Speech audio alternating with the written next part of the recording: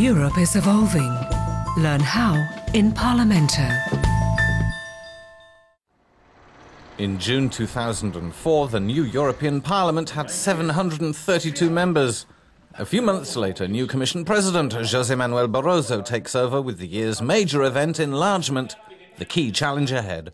Apart from the macro politics of the whole thing, the tiny stuff, the stuff where suddenly you go from 15 EU leaders sitting around a table talking, or EU ministers, to 27, and everybody wants to have their say. Scars in foreign policy opened up by the Iraq War a year earlier were still fresh. Opinions remained divided and Europe struggled to mean anything internationally. The EU is a front-rank global player, world's #1 trade power, second biggest economy after America, and world's second reserve currency. These all prove the EU is a global force. It's just that it doesn't have that political influence. Despite initial problems, the EU rode out enlargement and the integration of 10 new members without crisis. The constitutional treaty guaranteeing the smooth running of the institutions was signed in Rome in November. Crisis struck for a few days in May, when first the French, then the Dutch voted no to the Lisbon Treaty. OK, the British will always reject everything, we know that. And with the enlargement, maybe the Poles are going to be difficult, but the French and the Dutch to reject a fundamental treaty which is designed to improve the nature of the European Union, a lot of people just didn't see that coming. The crisis caught the Commission cold, and despite rumours it had a contingency plan, revealed no ideas for fixing the mess. But after Plan A had been rejected by the French and the Dutch, and we all said, OK, now you can tell us what is Plan B. And President Barroso and others said, well, I told you there isn't one. There is no Plan B. Budget failure that June under the Luxembourg presidency followed, despite hours of talks. The crisis deepened. I was ashamed when I heard the new member states, all as poor as each other, saying in the interests of a deal they'd abandon some of their financial demands. I was ashamed.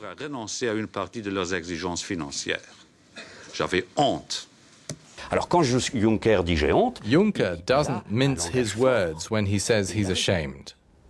But he's right. You can't wish to associate 10 new members who have suffered the Soviet horror without helping them, little by little, to get up to our standard of living. Faced with this double whammy of a political disaster, the cowed Commission came up with a Plan D out of nowhere. D for democracy, dialogue, debate. Plan D, remember, can always mean disaster, desperation, despair. Let's say D for disaster. I don't think the Commission's ever understood how to communicate. You don't talk to people the top down. By telling them if they knew better what the EU was doing for them, they'd love Europe more. It's ridiculous. And the council power trio of Blair, Chirac and Schröder didn't give Europe its much-needed boost.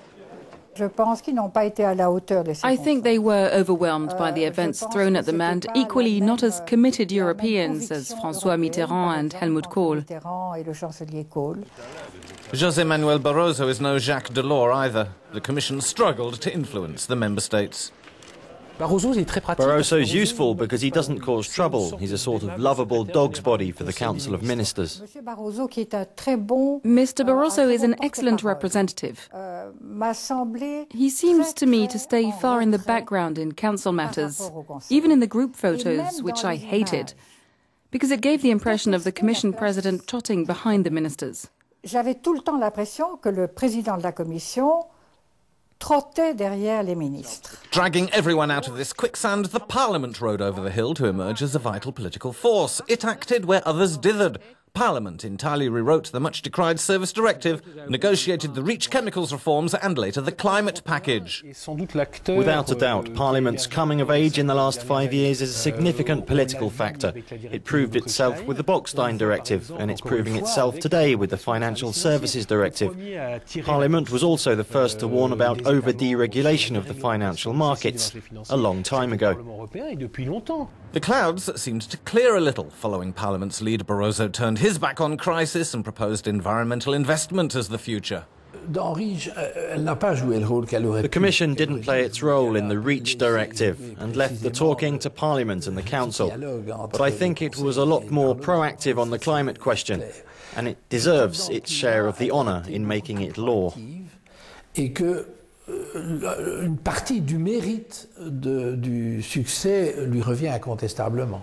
Member states also got new leaders. Angela Merkel, then Nicolas Sarkozy. Two clashing styles, but the Franco-German axis relaunched Europe forwards. On her own, Merkel wouldn't have lasted long. She needed a partner, but had to wait until 2007 when Nicolas Sarkozy arrived to see real change. Together they push the Lisbon Treaty through and lead the climate negotiations. Europe seems to reappear on the international scene. The world sees us as providing a lead in the fight to reduce the damage caused by climate change. We're taken seriously because we've been able to lead by example. The breathing space was short because last June Ireland rejected the Lisbon Treaty and 2 months later Russian tanks rolled into Georgia. Then the financial crisis erupted. But now Europe was speaking with a single voice. The EU negotiated with Russia and called the G20 together. The EU appears as a global force to be reckoned with, seen as a rampart against crisis. I think the 8 months we've just been through has allowed Europeans to realise that the EU could be powerful. They don't have the levers of power yet, but they needed to be united.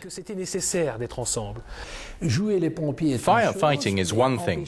Stopping the fire ever getting started is Europe's real mission. But we're far from attaining that yet. To maintain its status as a global player, must Europe continue to integrate? Just as in the past, two visions collide. A club has to settle into its core values. It doesn't want to be constantly changing. And all that the Commission needs to do is be a solid basis for consolidation of the wishes of the club members. Europe is at a crucial moment for its future. Either it decides soon to become a political Europe, to exist, influence and best defend its interests, or it's going to fall back. Beyond the talk about identity, the next legislature must get to grips with some big issues. The economic and financial crisis, ratifying the Lisbon Treaty, climate talks ahead of the Copenhagen summit, launching a real European energy policy. These are just some of the known challenges ahead.